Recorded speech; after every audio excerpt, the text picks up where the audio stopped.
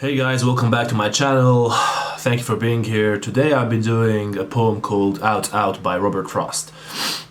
So Robert Frost is covered by Higher and Ordinary, both curriculums, both levels. And this poem is about a boy who does a man's job, man's work, and ends up losing his hand and bleeding out, dying. So it happens in 1916, around actually 1910, something like that. It's an event that took place in Bethlehem, New Hampshire, in March 1910ish. You don't have to know the date. That's not a big deal. You just have to know. You have to understand the whole concept of what is it about. What is the message? Why was it written by Robert Frost? And the entire point of the poem. Especially if you're doing Robert Frost as one of your chosen poets.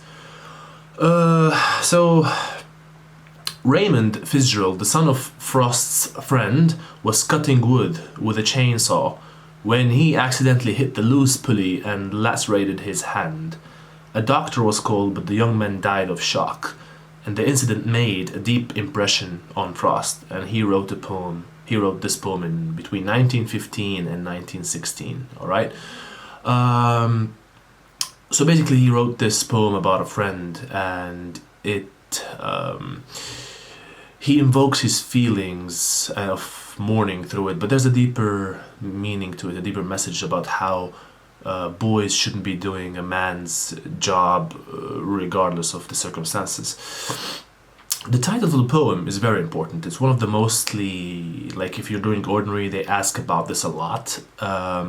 If you're doing higher, mentioning it is a plus as well, because it demonstrates knowledge of yours, like that that you've read other books or other plays by William Shakespeare. The title of the poem is taken from Shakespeare's play Macbeth. When Macbeth's wife dies, Macbeth responds by saying, "Out, out, brief candle. Life's but a walking shadow, a poor player that struts and frets his hour upon the stage and then is heard no more." So it's the same thing, because in this poem we have a sister that loses a brother, all right? And the poem is called Out, Out. In Macbeth, we've got Macbeth who loses his wife, right? So it's someone losing a dear person. So that's the relevance, all right?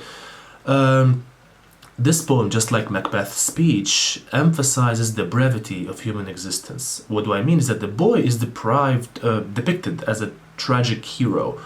He's just like Macbeth, by the way. He's destined by forces beyond his control to meet an untimely and pointless death just because he was forced to do a man's job, a man's labor. Remember, it's 1916.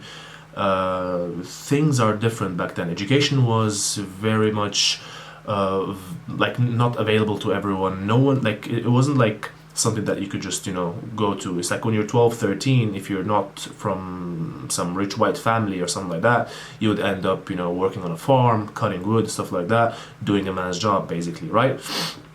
The title may also refer to the blood flowing from the mutilated hand and the departure of life from the body.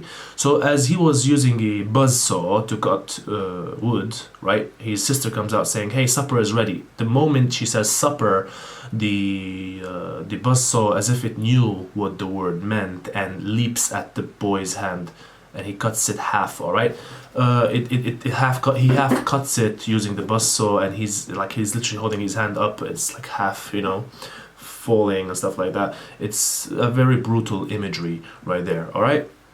The poem opens suddenly with a snarling machine. So even there's a lot of personification used in this poem. The way we personify the buzzsaw, it rattles like a snake, and it has the human qualities as well of how it knew what the word supper meant and it leaped at the boy's hand. The stove-length logs will be burned for the life-supporting purposes of cooking and heating. However, the saw has the power to destroy as well as create. All right, so it reduces the wood to dust. The reader is reminded of the description of the body's decay after earth. All right, it says earth to earth, ashes to ashes, and dust to dust. Now, this image anticipates the fatal accident that will occur later in the poem. All right, because there is a certain tone of anticipation here. Something's about to happen.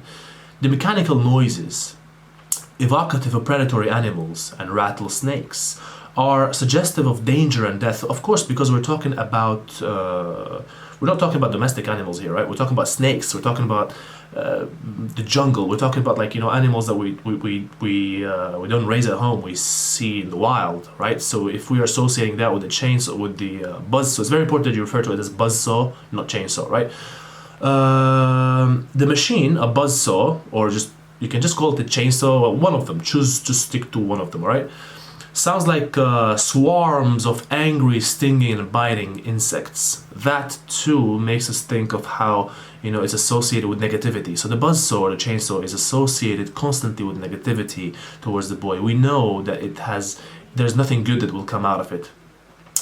Now, these threatening images are contrasted immediately with the tranquil beauty of the natural world as represented by the Vermont mountains. Now, it's very important because a lot of the questions that you'll get are to describe the surroundings. I'm talking about ordinary. Higher level, you don't have to know this, but you got to know the deeper meaning, what I was just explaining this entire time. There's a lot of contrasting effect about the beautiful background, the hills and the mountains and the sunset and all that, but then the realistic feeling of the fact that the boy hasn't had a break at all. He's been working all day, a man's job, and then plus loses his hand, bleeds out to death. And what's even more crazy or crazier is that at the end, when he dies, people just go back to work and as if nothing happened. So they're used to the fact that kids die all the time, and they just go back as long as it's not them whose lives are on the line. Just go back to work. The whole scene is heightened to menace of the saw. Significantly, the whole scene is enacted against the background of the setting sun, right? The fading light, now this is important, the fading light foreshadows the darkness that is shortly to fall upon the boy. Because, with the dark, there's a lot of terror in the dark, right? The night is dark and full of terrors. As the sun sets, the brief candle of his existence will also be extinguished. Hence, related to the original title of the Out, brief candle. So, as a candle goes out, the life of the boy will also go out, be extinguished. His sister, Homely, in her apron, announces that supper is ready, and as soon as she says that, the saw, ironically, leaps at the boy's hand, bites into it, the flesh. The biblical overtones here of the Last Supper. Now, this is a strictly higher level, and I hope that you guys understand and listen to it. The biblical overtones here of the Last Supper, flesh and blood, point towards the boy as an innocent victim, needlessly sacrificed, as the bystanders look on. In a double irony, it appears as if he held out his hand to the saw, a sacrifice made. You get what I'm trying to say? He must have given the hand, however it was, neither refused the meeting. This is exactly from the poem, a quote, a line. The tragic hero always contributes to his own downfall. Just like Macbeth, he was the reason for his downfall. He brought up against himself. He killed Banquo. All that, right? Betrayed by the embrace, he realizes his fate. Don't let him cut my hand off, the doctor, when he comes. He realizes he's going to stay without a hand, but he doesn't know that he's actually going to stay without the life.